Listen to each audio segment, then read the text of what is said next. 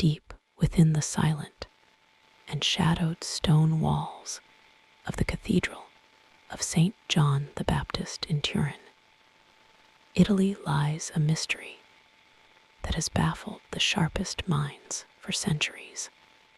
It is a long and fragile length of linen cloth known to the world as the Shroud of Turin.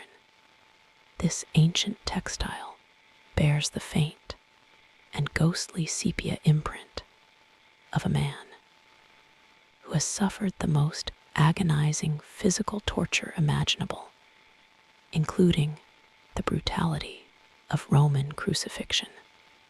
To the faithful, it is the true burial cloth of Jesus of Nazareth, wrapped around his broken body in the darkness of the tomb. To the skeptical, it is nothing more than a masterfully crafted medieval hoax designed to deceive the masses. Yet when one stares into the haunting eyes of the image, a cold chill settles upon the soul, suggesting that the truth may be darker than either side admits. The atmosphere surrounding the shroud is one of heavy reverence mixed with an unsettling dread that permeates the air of the royal chapel. The cloth itself measures 14 feet in length and 3.5 feet in width, woven in a distinctive 3-to-1 herringbone twill pattern that was expensive and rare in the ancient world. It is kept locked away from the light, hidden inside a protective case filled with inert argon gas to prevent the slow decay of time. But no amount of glass or gas can contain the powerful presence that seems to emanate from the fabric. It is a presence that speaks of death in its most violent form, and a silence that screams across the ages. The figure on the cloth is naked and bears the marks of a scourging that would have killed a lesser man before he ever reached the cross. Examining the image closely reveals a level of anatomical precision that was unknown to artists of the Middle Ages. The body is covered in over 100 whip marks that match the distinct dumbbell shape of the Roman flagrum, a terrible instrument of torture designed to rip flesh from bone. The wounds are not merely painted onto the surface, but seem to encode a 3-dimensional map of suffering that modern technology struggles to replicate.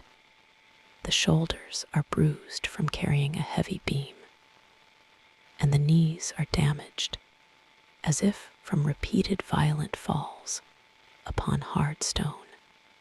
This is not a stylized icon of a peaceful savior, but a graphic crime scene photo preserved on linen, documenting a torture session of horrific proportions.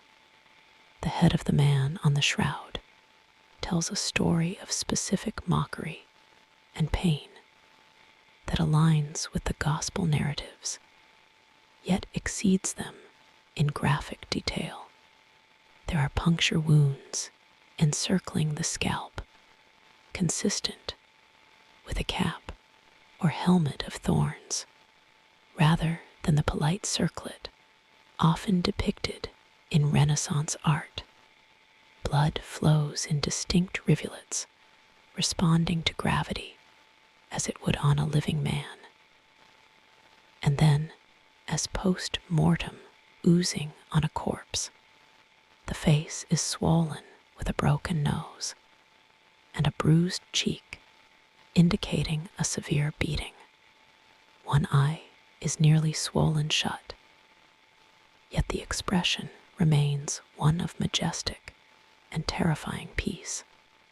It is a face that, once seen, is never forgotten, haunting the viewer with its silent judgment.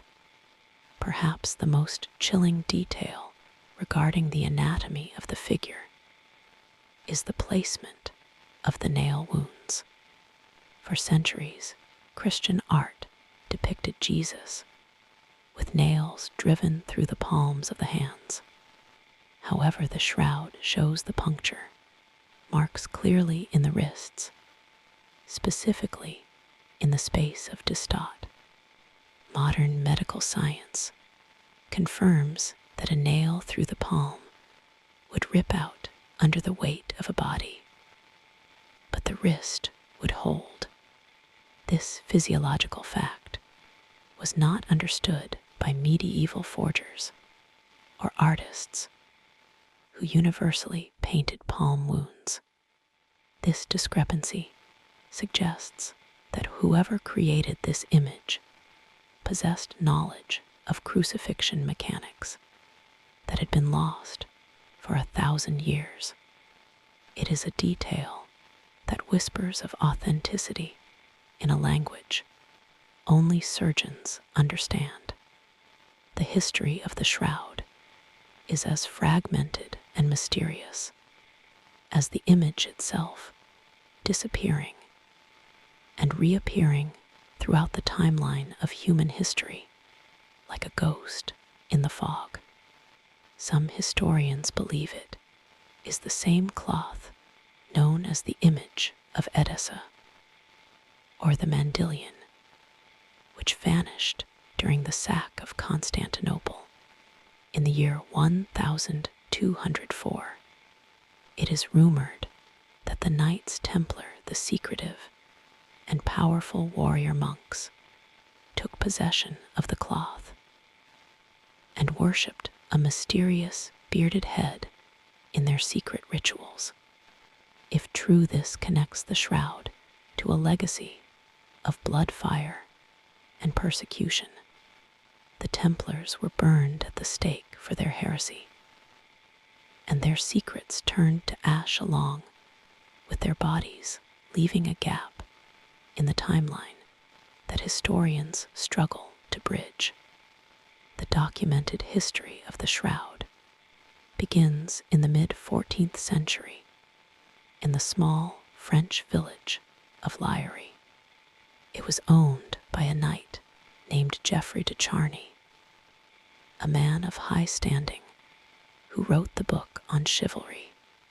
He built a small church to house the cloth, but he never explained how he acquired such a relic. He died at the Battle of Poitiers, carrying the oriflamme of France, taking the secret of the shroud's origin to his grave. His widow was left to display the cloth to pilgrims who flocked to see the image of the Savior. But even then, in the year 1355, the cloth was surrounded by controversy and accusations of deception. The local bishop, Pierre d'Arcis, was furious about the display and wrote a scathing memorandum to the Avignon Pope Clement VII.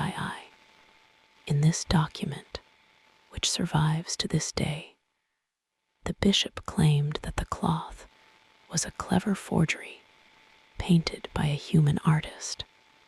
He asserted that his predecessor had discovered the artist who confessed to painting it. However, d'Arcis never named the artist, and the cloth remained in the possession of the Charny family. The Pope imposed silence on the bishop, allowing the display to continue, provided it was not called the true shroud, but a representation. This early conflict set the stage for a debate that would rage for another 600 years, never finding a satisfying resolution. As the centuries passed, the shroud moved into the possession of the powerful house of Savoy, the future royal family of Italy. They treated the cloth as their palladium, a talisman of protection and divine favor. It was kept in the Saint Chapelle in Chambéry, France, where it was venerated by kings and peasants alike. But in the year 1532, a disaster struck that nearly destroyed the relic forever. A fire broke out in the sacristy, threatening to consume the chapel and everything within it. The silver reliquary box, housing the folded shroud, began to melt in the intense heat. Molten silver dripped onto the linen, burning its way through the layers of the folded cloth. Brave counselors and priests rushed into the inferno, pouring water onto the box to cool it. When the smoke cleared and the box was opened, the damage was evident. 2 long lines of scorched fabric ran down the length of the body, flanking the image, but miraculously missing the central figure. The water had left diamond-shaped stains on the cloth, adding to the chaotic pattern of burns and patches. It seemed as if the fire itself had tried to erase the face of the man on the cloth, but failed. The poor Clare nuns were tasked with repairing the damage, sewing triangular patches over the holes, and stitching a backing cloth to support the fragile linen. These scars remain today, a testament to the shroud's survival against the odds. In the year 1578, the shroud was moved to Turin to shorten the pilgrimage for the aging Archbishop of Milan, Saint Charles Borromeo. It has remained there ever since, rarely seeing the light of day. For centuries, it was displayed only on special royal occasions, hung from balconies for the crowds to see. During these exhibitions, the image appeared faint and ghostly, hardly visible from a distance. It was a holy object, but its true nature was hidden by the limitations of the human eye. It was not until the dawn of the modern technological age that the shroud would reveal its most terrifying secret. The turning point came in the year 1898 during a public exhibition. An amateur photographer named Secondo Paya was granted permission to take the first photograph of the shroud. In the dim light of the cathedral, he set up his large camera and exposed the glass plates. Later that night, in the quiet darkness of his darkroom, he began the development process.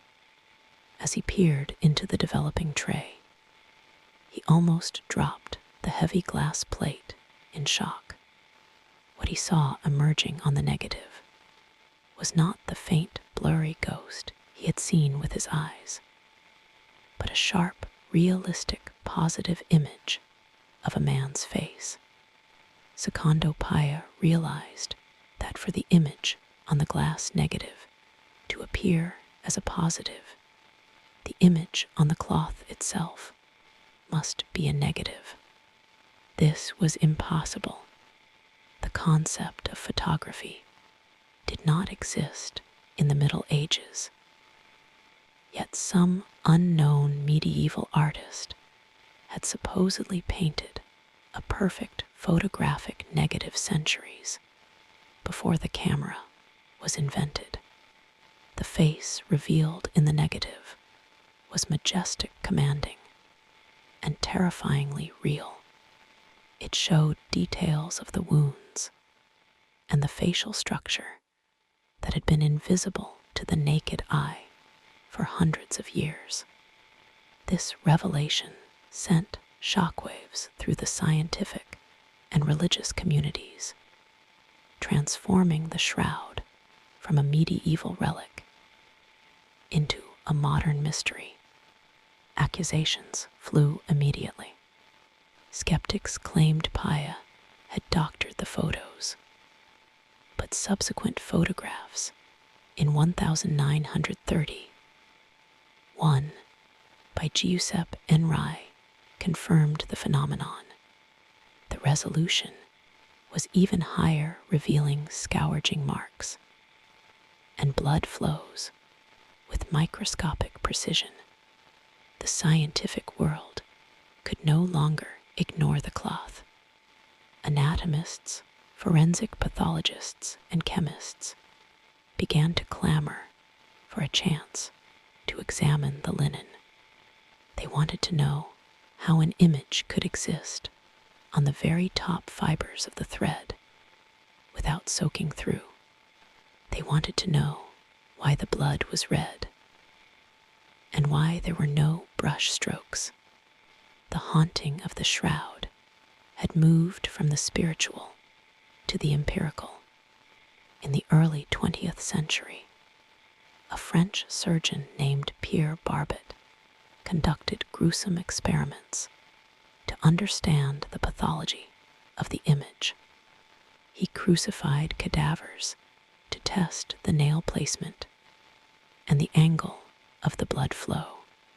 He confirmed that the angle of the blood on the arms of the man on the shroud corresponded perfectly to a man alternating between slumping down to breathe and pushing up on nailed feet to exhale.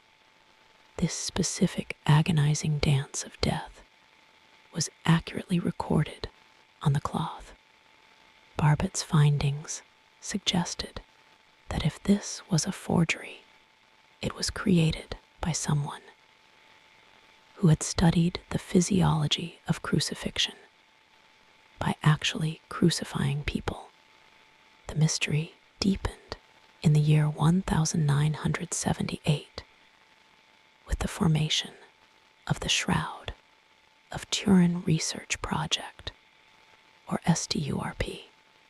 This group of American scientists from prestigious institutions like Los Alamos National Laboratory and the Jet Propulsion Laboratory was granted 5 days of round-the-clock access to the cloth. They brought tons of equipment, including X-ray radiography fluorescence and sticky tape samples. Their goal was simple: determine how the image was formed. They expected to find paint pigment or dye. They expected to prove it was a fake within hours and go home. Instead, they found themselves staring into an abyss of the unexplained. The STURP team worked in shifts under the vaulted ceilings of the Royal Palace, their instruments humming in the silence. They peered through microscopes and analyzed the spectra of light reflecting off the cloth. What they found baffled them. There was no paint. There was no dye. There was no pigment. There were no brush strokes. The image was not formed by adding material to the cloth, but by the degradation of the cellulose in the linen fibers themselves. It was an accelerated aging process, restricted to the very top fibrils of the thread, thinner than a human hair. Whatever created the image did not penetrate the cloth. Even more disturbing was the discovery made by the VP-8 image analyzer, a device used by NASA to map the topography of planets. When a normal photograph is fed into the VP. 8. The result is a distorted mess because light and shadow do not translate to depth. However, when the image of the shroud was scanned, the analyzer produced a perfect three-dimensional relief of a human form. The intensity of the image on the cloth was directly proportional to the distance of the body from the linen. This meant the image contained three-dimensional spatial information encoded into the fabric. No painting or photograph in the world possesses this characteristic. The scientists also analyzed the blood stains. Unlike the body image, the blood had soaked through the cloth. Tests confirmed it was real human blood type AB, with high levels of bilirubin, consistent with a body under extreme stress and torture. The blood had been on the cloth before the image was formed, as the image did not exist under the blood stains. This implied that the blood was transferred by contact with a wounded body, and then later the image was projected onto the cloth by some unknown mechanism. The team concluded their report with a chilling statement. The shroud image is that of a real human form of a scourged, crucified man. It is not the product of an artist. However, the ghost of skepticism would not be banished so easily. In the year 1988, the Vatican allowed a small sample of the shroud to be cut for radiocarbon dating. 3 prestigious laboratories in Arizona, Oxford, and Zurich were given the task. The world waited with bated breath. If the cloth dated to the 1st century, it would be the greatest archaeological find in history. If it dated to the Middle Ages, it would be exposed as a fraud. The scientists burned the samples, turning the sacred linen into graphite and counting the isotopes. The results were announced at a press conference that shattered the faith of millions. The carbon dating results placed the origin of the flax used to make the linen between the years 1260 and 1390. This coincided perfectly with the first historical appearance of the shroud in Liège, France. The headlines screamed hoax and medieval fake. The scientists declared the matter closed. The shroud was nothing more than a cunning fabrication from the 14th century. The ghost had been exorcised by the cold, hard light of science, or so it seemed. But the shroud does not give up its secrets so easily, and the carbon dating was merely the prelude to a deeper controversy. Almost immediately, dissenting voices arose from the scientific community. They pointed out that the sample was taken from the corner of the cloth, the area most handled by dirty hands for centuries. It was the exact spot where the nuns had done repairs after the fire. Theories emerged suggesting the sample was chemically different from the main body of the cloth, contaminated by bacterial or fungal growth known as a bioplastic coating, which could skew the carbon date.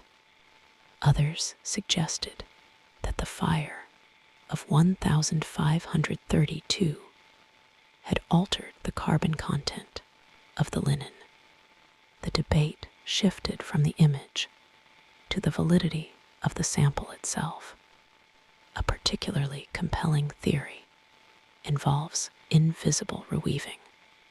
Textile experts suggested that the corner used for dating had been expertly repaired in the 16th century using a technique called French invisible reweaving. This process weaves new thread into old so seamlessly that it is invisible to the naked eye. If the laboratories tested a mixture of 1st century threads and 16th century cotton threads, the resulting date would be a weighted average landing right in the Middle Ages. Evidence of cotton fibers and dye was found in the sample area materials that do not exist on the rest of the main shroud. While the dating war raged, the question of image formation remained unanswered. If it was a medieval fake, how was it done? No one has ever been able to recreate the image using medieval methods. Attempts to paint, scorch, or rub images onto linen fail to match the microscopic characteristics of the shroud. The image is superficial, non-directional, and negative. Some physicists have proposed that the image was formed by a burst of high-intensity radiation coming from the body itself. This hypothesis suggests a dematerialization of matter, a literal flash of light that scorched the image onto the cloth in a nanosecond. This radiation theory aligns with the lack of image distortion. If a cloth is wrapped around a body and then flattened out, the image should be distorted, appearing wide and grotesque. The shroud image, however, is vertically aligned, as if projected across a distance. This implies the cloth collapsed through the body, or the body became transparent to matter, emitting radiation that etched the linen. Such a concept moves beyond the realm of history and into the supernatural or quantum physics. It suggests an event that defies the laws of nature. As we understand them, a singularity of energy occurring in a cold stone tomb. Further deepening the mystery is the Sudarium of Oviedo, a blood-stained cloth kept in Spain, which claims to be the napkin that covered the face of Jesus, as mentioned in the Gospel of John. This cloth has a documented history, going back to the 7th century, long before the medieval carbon date of the shroud. Forensic comparison shows that the blood stains on the Sudarium match those on the shroud perfectly in shape and placement. If the Sudarium is authentic and dates to the 1st century and matches the shroud, then the shroud must also be from the 1st century. This silent witness stands in direct contradiction to the carbon dating results. In the year 2002, the shroud underwent a drastic restoration.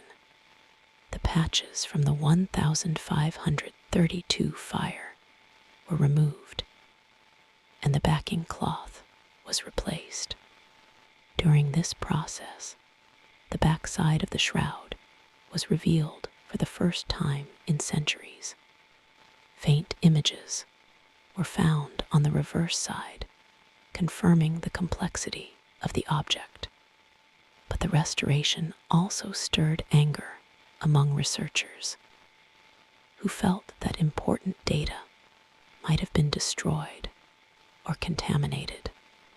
The cloth is now kept in a state of high security, rarely shown to the public. Its fibers slowly decaying despite the best efforts of conservation. The psychological impact of the shroud cannot be overstated. It acts as a mirror to the observer. The skeptic sees a fraud, a testament to human gullibility and the power of suggestion.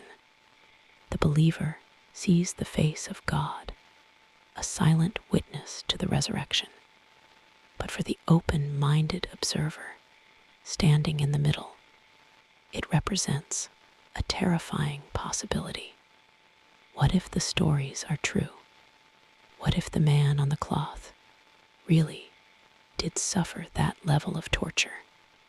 The image forces a confrontation with the reality of human cruelty and the possibility of something existing beyond the veil of death. Recent digital studies continue to find anomalies. High-resolution scans have revealed what appear to be coins placed over the eyes of the man.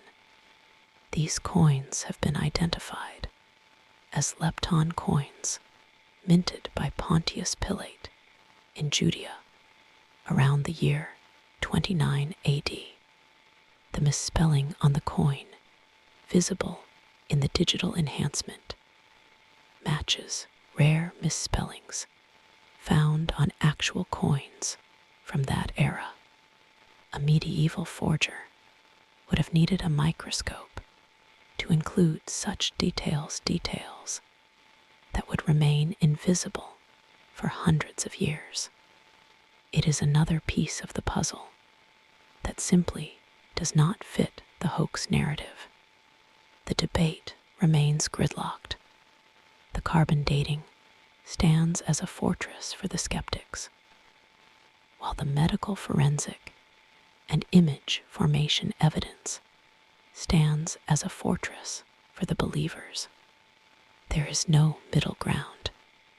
Either a medieval artist created a masterpiece that exceeds modern technology and hides microscopic details for future generations, or a miraculous event occurred that left a physical trace on the world. Both possibilities are disturbing in their own right. One implies a deception of epic proportions. The other implies a reality that upends our understanding of the universe. As we stare at the negative image of the face, the closed eyes seem to watch us. The expression is one of profound stillness amidst violence. It is the face of a man who has traveled through the valley of the shadow of death. Whether it is a miracle or a hoax, the Shroud of Turin remains the ultimate ghost story. It is a physical object that occupies our space, but belongs to a different realm. It is a silent scream from history that refuses to fade away. It challenges our science, mocks our certainty, and haunts our imagination. The final lingering dread comes from the realization that we may never know the truth. The cloth lies in its reliquary, in the darkness of the cathedral waiting. It has survived fires, wars, and scientific scrutiny. It has seen empires rise and fall. It is a witness to the passage of time and the persistence of mystery. Perhaps the true horror is not in the image itself, but in the silence that answers our questions. The man on the shroud keeps his secrets well, and as the lights go out in the chapel, he remains alone in the dark, an eternal enigma staring into the void.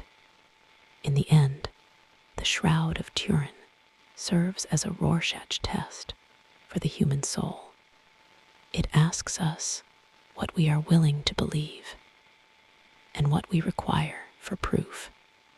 It stands at the intersection of faith and reason, the natural and the supernatural.